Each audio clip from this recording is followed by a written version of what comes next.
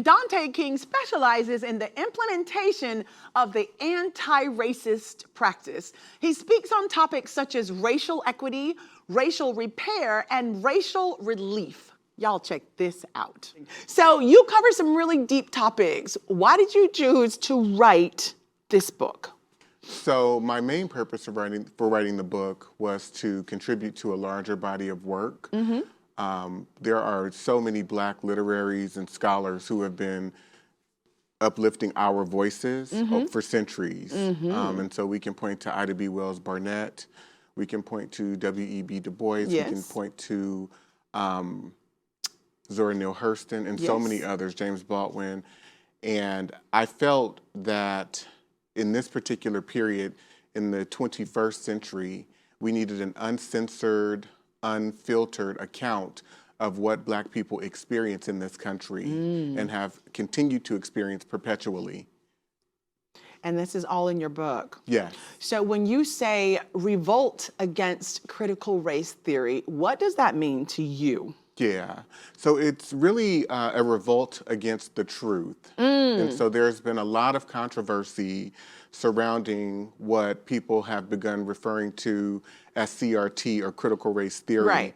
And critical race theory is nothing but really the concept of looking at the ways in which the legal system and all of America's institutions have functioned in a racial way and have led to certain outcomes. So for instance, a few of the things that I cover in my book in evaluating the American legal system are the ways in which, as early as the 17th century, the mid-17th century, there's a law in 1669 called the Casual Killing Act. Oh, wow. And this law is essentially sanctioning that Christians who are referred to, as they are referred to in the law during that period, which are quote unquote white people, Christians.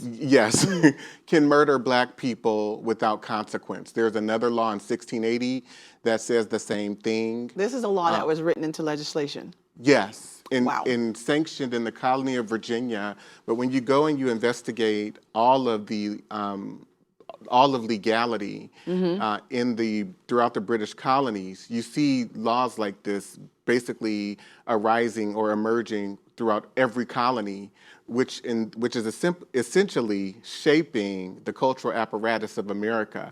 And it's shaping how we then deal with Black people and how white people are to be dealt with.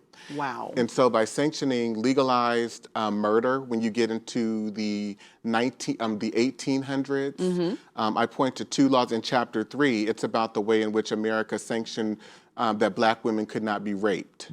And so those are legal rulings along with statutes. And so although they were being taken advantage of, it wasn't legally considered rape. It wasn't, because in one particular ruling, the judge says that sexual intercourse, according to the ways in which it is looked upon for white women. Christians? Yeah, it cannot be viewed that way for Black people, because Black people are promiscuous. They say that in the court ruling. They do? Mississippi, 1859. Yeah, and then the Florida Supreme Court sanctions, this is 1918, so now we're talking the 20th century.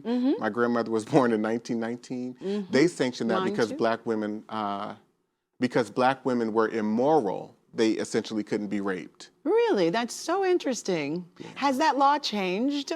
Or it's kind of like they include us now, but they don't listen to us as intensely or in truth to what has happened to our bodies, because that mindset is still there, that it's not as important as Christians' bodies? Yeah. Is that what you're saying? Yeah, I think you baby. You definitely simplified it in just to a T, and because there are ways that we undervalue or devalue Black femininity and Black womanness and girlness differently than we have been trained to value white femininity, white girlness, white womanhood. And so once we begin to evaluate the effects of it, and so it's not necessarily that the law or the ruling has changed, but all of these things have led to a shaping of culture. Correct. And so you can see And in one of my recent lectures, I used a few examples from the book where these white men who are raping young girls, I think one raped 4 young girls that were under 18. The other assaulted another young lady on a college campus. Both judges gave them probation. Were they black? The girls were black? No, I'm not sure. Or it doesn't matter. They were just Caucasian, and so The white men received probation Wow. for rape. And so when you look... doesn't it just, it's just so frustrating. I was talking to a friend of mine yesterday, and just to think about all of the different fixed fights that we face on a daily basis is unbelievable. This seems like another fixed fight because you have already decided that I am not as valuable as a woman who is Caucasian or anything like that. So how do we win? Do you believe that racial equality is possible to achieve? Not at all.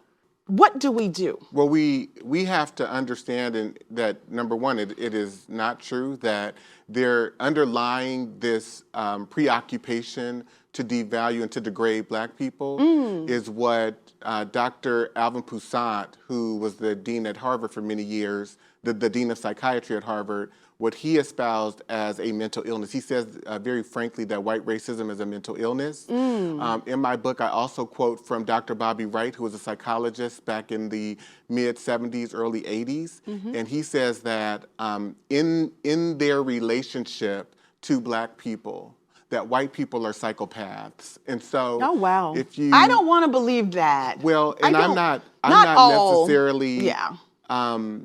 Saying about people, you know, trying to define them or what they are, but I do believe that there is some validity and when we begin to evaluate and interrogate men who sat on benches that sanctioned the rape and sexual assault of black women, that sanctioned a culture. The Supreme Court ruled between 1873 and 1900. There were 7 Supreme Court rulings that took away rights from black people. And in 2 of those rulings, they essentially ruled that white people could commit terrorism onto black people. And so you have all of these lynchings taking place.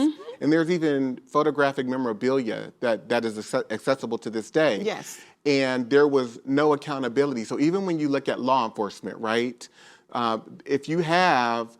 people say, oh, well, we can maybe achieve or accomplish some sense of fairness at some point. Well, as long as there's under-enforcement and people's families, and because of the way that they look, they can be let off or gotten out of trouble, if you will, there will never be a sense of fairness. There's also an article that I reference in my book where you have this white man who says that he became a teacher. He was a teacher for 17 years, but did not know how to read or write.